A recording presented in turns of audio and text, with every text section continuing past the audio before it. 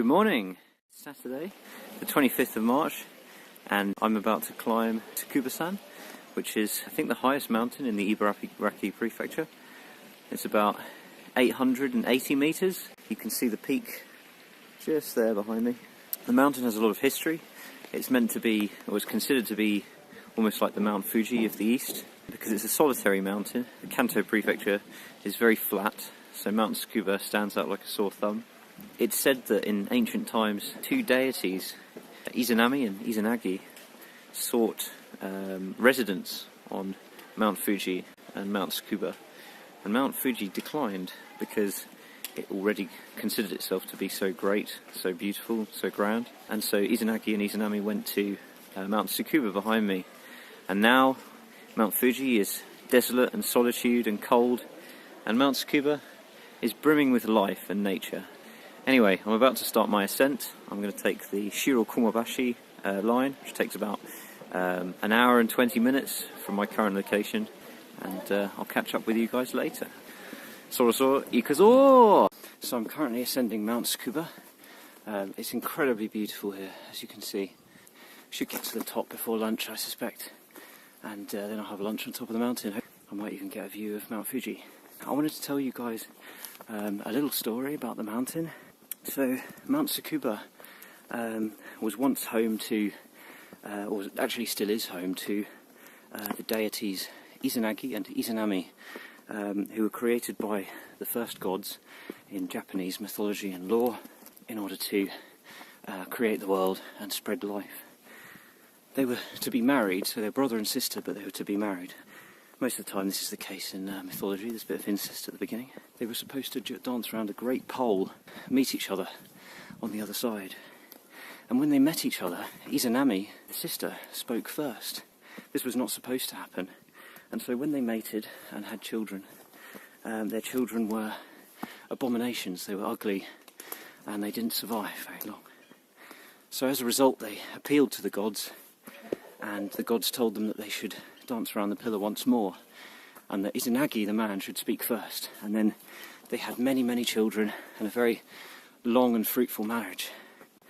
However, one of the children, I can't remember the name, a fire person, so their skin was aflame when they were born, and the injuries suffered to Izanami-san were so great that she died giving birth to him. And she was taken to the underworld, which is Yumi. Izanagi couldn't accept this fate of his wife. He travelled to Yami, the dark and hollow place in the underworld, to find his wife. And when he got there, he found her, but she was shrouded in shadow. And he said to her, "You must come back with me to the land of the living." And she said, "It's too late, I've already eaten the fruit of the underworld, so I can't go back with you." He refused. He was adamant that he'd take her back, and so she agreed that she would seek counsel with the gods of Yumi. Izanagi was impatient. He set his comb on fire to light up the room, and when he saw Izanami, she was a pile of rotting flesh infested with maggots and other foul creatures that ravaged her body. He was horrified, and so he fled and broke his oath and left Yami to seal it with a giant boulder to stop her from escaping. And she cursed him from inside Yami, behind the boulder, and she said, "Every day I will kill 1,000 people as a consequence of you breaking your oath." And he responded with, "Every day I will give life to 1,500 people." And so there's a little bit of history behind this mountain in which Izanami and Izanagi reside. The shrine is built for that purpose of enshrining them here on this mountain. Anyway, I'll be in touch a little bit later with another story about some ceremonies that used to take place on this mountain in the 7th and 8th century, according to Japanese poetry. So, anyway, I'll catch you guys later. Ohayou gozaimasu! Kore wa 11 ji desu. It's around 11 o'clock. I'm 650 meters above sea level right now, heading to one of the peaks of Mt Tsukuba. Mt Tsukuba has two peaks, Nyotai and Nantai. The two peaks have long been thought to symbolize vitality and reproduction, so men and women, yin and yang, so to speak. So, I'm currently at the top of, I think, Nyotai-san, and over there in the distance is, I'm guessing, Nantai-san. The reason I'm making this assumption, because I can't read all of the kanji, I only know about 200, but I do know that this kanji here is the kanji for woman, and rest. It's used in, as the Japanese pronunciation is onna, when the kanji is used on its own, but in a word with other kanji, it's pronounced with the Chinese reading, which is jaw, or jaw-san, for example, woman. And so I'm guessing that nyor is probably, nyor-tai-san is probably this one because of that first pronunciation. The other peak, Nantai, is the male peak of the mountain. You can see that by the first character, it's kind of like the little window with the legs. That's a man. Japanese pronunciation is otoko, but again, once it's used with other kanji in a word, then the pronunciation changes to dan, and in this case it's Nantai-san. Those are the assumptions I'm working on. Haven't verified them, but I can get an idea from my understanding of kanji. It's an absolutely stunning day today. As you can see, I've got an absolutely panoramic view.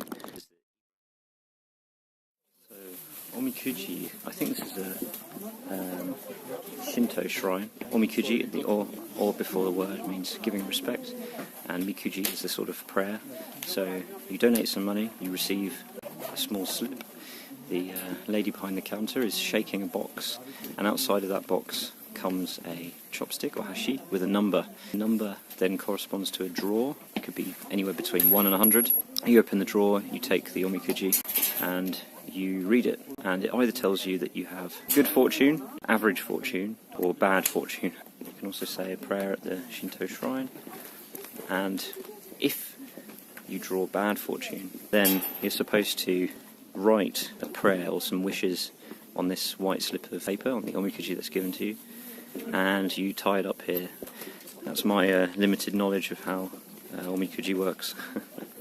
So I've just got down the mountain. It's about 1:30 p.m. Took about an hour and a half to get down and about 2 hours to get up, which is pretty good going considering that I did get lost several times and had to ask for directions.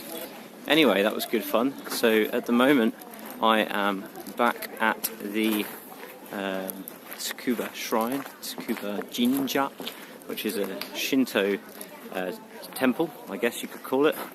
There it is. So I've already paid my respects there. I've done my omikuji. Now I'm going to try and get the bus back. So I've probably got about 15 minutes to try and find the bus stop. Anyway, beautiful day over. It was actually quite a nice walk. There's quite a lot of beautiful views up there. It's just lovely walking through the forest, the smells, the people, everyone's very friendly.